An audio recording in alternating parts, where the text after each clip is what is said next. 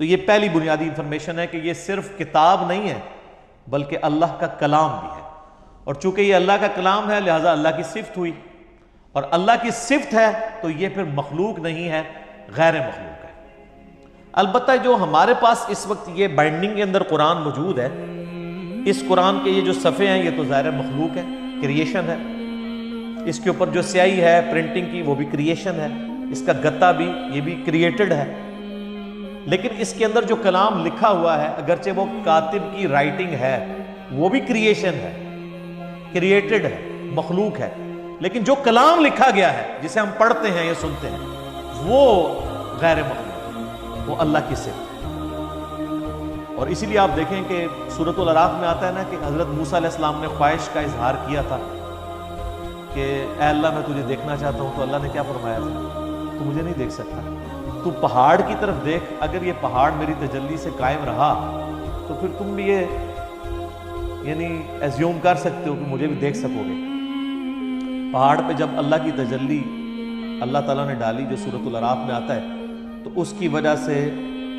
پہاڑ جو ہے وہ ریزہ ریزہ ہو گیا، اور سورۃ الاعراف میں آتا ہے کہ اس تجلی کے انڈائریکٹ مشاہدے کی وجہ سے موسیٰ علیہ السلام بھی بے ہوش ہو گئے۔ یہ علیحدہ بات ہے کہ آپ کے بزرگ کلیم کرتے ہیں کہ وہ اللہ کا دیدار کرتے ہیں، کیونکہ وہ تو کہانی ہے، یہ قرآن ہے، یہ ہے سچائی۔ تو یعنی اللہ تعالیٰ کی صفات کے اثرات کیا ہیں، اور سیم اسی طرح کی چیز قرآن حکیم کے بارے میں سورۃ الحشر میں آئی ہے، لو انزلنا ھذا القرآن علی جبل، اگر ہم یہ پہاڑ پر نازل کر دیتے تو پہاڑ بھی اس قرآن کے نزول کی وجہ سے پھٹ جاتا، ریزہ ریزہ ہو جاتا۔ کیوں؟ کیونکہ قرآن اللہ کی صفت، اللہ کا کلام ہے، کلام متکلم کی صفت ہوتا ہے، تو اس کا ایفیکٹ یہی ہونا تھا جو اللہ تعالیٰ کی ذات کا ایفیکٹ ہے کہ قرآن اگر کسی پہاڑ پر نازل ہوتا تو وہ بھی اس قرآن کے رعب کی وجہ سے ریزہ ریزہ ہو جاتا۔ سر یہ ہمارے محبوب صلی اللہ علیہ وآلہ وسلم کا مبارک سینہ ہے کہ جس پہ آلموسٹ 23 سال تک قرآن نازل ہوتا ہے، اور اگر آپ بخاری مسلم کی احادیث اٹھا کے دیکھیں تو نبی علیہ السلام کے اوپر ایک کیفیت طاری ہو جایا کرتی تھی جب قرآن کا نزول ہوتا تھا، اور سخت سردیوں میں بھی بخاری مسلم کے الفاظ ہیں کہ آپ صلی اللہ علیہ وآلہ وسلم کے مبارک چہرے پر پسینہ بہنا شروع ہو جاتا تھا، اتنا وحی کا بوجھ ہوتا تھا، اور اس حالت میں صحابہ کرام آپ کو دیکھ نہیں سکتے تھے، چہرہ مبارک سرخ ہو جاتا تھا، اور جس طرح یہ خراٹے لینے کی آواز ہے نا، اس طرح بخاری مسلم میں آتا ہے اس قسم کی آواز آپ کے منہ سے نکلنا شروع ہو جاتی تھی، اور پھر صحابہ کرام جو ہیں وہ سارے سر جھکا لیتے تھے یوں، اور آپ علیہ السلام کے سر مبارک کے اوپر ایک بڑی چادر دے دی جاتی تھی، حتیٰ کہ آپ اپنی وہ اس حالت میں واپس آئے، یعنی آپ صلی اللہ علیہ وآلہ وسلم پر یہ حالت طاری ہوا کرتی تھی۔ اب یہ علمی پوائنٹ نمبر 1 ہوا ہے جی ابھی سر، ابھی میں اس پہ اور بھی بول سکتا ہوں، لیکن میں جو فی البدی چونکہ میں نے گفتگو کرنی ہوتی ہے رٹی رٹائی نہیں ہوتی، پوائنٹس میں نے صرف لکھے ہیں کہ مجھے یاد رہے کہ کوئی پوائنٹ سکپ نہ ہو، ادروائز اگر میں ایک ایک پوائنٹ کے اوپر نوٹس بناؤں نا تو پھر یہ 40 لیکچرز میں صرف قرآن کا تعارف ہی ختم ہوگا، لیکن وہ پھر آپ انٹرسٹ لوز کر دیں گے۔ بس اتنی بات کی جائے جو آپ کے انٹرسٹ کی چیز ہے، جس میں آپ کا پریویس نالج بھی انوالو ہو، کچھ نئی بات بھی آپ کی انفارمیشن میں آ جائے۔ علمی پوائنٹ نمبر 2، ہم مسلمانوں کا یہ اجماعی عقیدہ ہے کہ قرآن حکیم اللہ تعالیٰ نے اپنے آخری پیغمبر سیدنا و مولانا امام اعظم محمد رسول اللہ صلی اللہ علیہ وآلہ وسلم پر نازل فرمایا، یعنی یہ قرآن حکیم سلیبس کی فارم میں نبی علیہ السلام کے ہینڈ اوور نہیں کیا گیا، بلکہ آپ پر یہ نازل ہوا ہے، آپ کے سینہ مبارک ہے،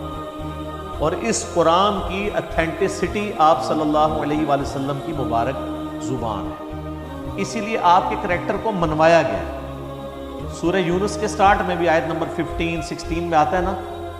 کہ اے نبی علیہ السلام ان سے فرماؤ میں اتنا عرصہ تم میں رہا ہوں، کیا تم نے اس سے پہلے کوئی ایسی بات مجھ سے سنی ہے؟ یعنی میں صادق اور امین ہوں، میں نے کبھی دعویٰ نبوت نہیں کیا اس سے پہلے، نہ کوئی میری کوئی ایسی خواہش تم نے کبھی آبزرو کی ہو، تو اچانک چند دنوں کے بعد میں یہ کلیم کر رہا ہوں کہ یہ اللہ کی طرف سے مجھ پر کتاب نازل ہوئی ہے، تو یہ اس بات کا ثبوت ہے میری پریویس زندگی۔ تو یہ آپ صلی اللہ علیہ وآلہ وسلم پر نازل ہوئی. اب یہ ٹاپک بھی گھنٹوں کا محتاج ہے اگر صرف اس ٹاپک کو ایڈریس کیا جائے کہ نبی علیہ السلام پر یہ قرآن نازل ہوا، اس قرآن کی اتھینٹسٹی کے حوالے سے، لیکن میں اسے اسکپ کرتا ہوں. علمی پوائنٹ نمبر 3، ہم مسلمانوں کا یہ عقیدہ ہے کہ قرآن حکیم باللفظ محفوظ ہے. یہ کتاب بالمفہوم نہیں ہے کہ نبی علیہ السلام نے پڑھ کے سنائی تو صحابہ نے جو سمجھا اس کو سلیس عربی کے اندر اپنے یعنی ذہن کے مطابق لکھ دیا. نہیں، ایک ایک لفظ منوان ویسا ہی ہے جیسا کہ اللہ تعالیٰ نے نازل فرمایا، کوئی انٹرپریٹیشن نہیں ہے اس کی، بالمفہوم نہیں ہے، باللفظ. اور یہ عقیدہ صرف قرآن کے بارے میں. یہ بعض لوگ کہتے ہیں نہیں ہم حدیث کو بھی قرآن کا درجہ دیتے ہیں. حدیث کے بارے میں اجماعی عقیدہ ہے کہ حدیث بالمفہوم ہے. چند باتیں باللفظ بھی ہیں، جیسے ہم نماز کے اندر جو کچھ پڑھتے ہیں وہ بخاری مسلم میں نبی علیہ السلام کی احادیث ملتی ہیں، آپ نے ان کو تعلیم فرمایا. لیکن اوورآل آپ علیہ السلام کے حوالے سے جو چیزیں بیان کی جاتی ہیں بالمفہوم ہے. اور یہی وجہ ہے کہ آپ احادیث کی کتابیں کھولیں گے نا تو کئی احادیث کے اینڈ پہ وہ راوی کہتا ہے او کما قال علیہ السلام، یا جیسا پھر رسول اللہ نے فرمایا تھا. یعنی مجھے یہ بات پتہ چلی، مجھے یوں سمجھ آئی، یا جیسے پھر آپ نے فرمایا تھا مفہوم یہی تھا. اور آپ بخاری مسلم اٹھا کے دیکھیں، آپ کو درجنوں احادیث ملیں گی کہ ایک ہی مجلس میں آپ صلی اللہ علیہ وآلہ وسلم نے کوئی بات ارشاد فرمائی ہے، کئی صحابہ نے اس بات کو رپورٹ کیا ہے، سب کے الفاظ میں تھوڑا بہت فرق ہے. اوورال مفہوم ٹھیک ہے لیکن کسی سے کچھ سکپ ہو گیا، کسی سے کچھ. مثلا اب یہاں پہ تقریباً آلموسٹ 100 کے قریب لوگ بیٹھے ہوئے ہیں، میں یہاں پہ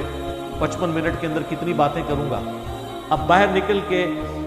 ان میں سے کتنے پرسنٹ لوگ ہیں جو منوان میری ایک ایک بات کو پروڈیوس کر سکتے ہیں؟ باہر نہیں کر سکتے. کچھ کو کچھ حصہ یاد ہوگا، کچھ کو کچھ، اس طریقے سے. اوورال سب کو جمع کریں گے تو آلموسٹ آپ کامیاب ہو جائیں گے اس پوری مجلس کو. یہ ویڈیو ریکارڈ تو زمانے میں نہیں تھا، اسی تو ویڈیوز بنائی جاتی ہیں تاکہ کوئی چیز اسکپ نہ ہو.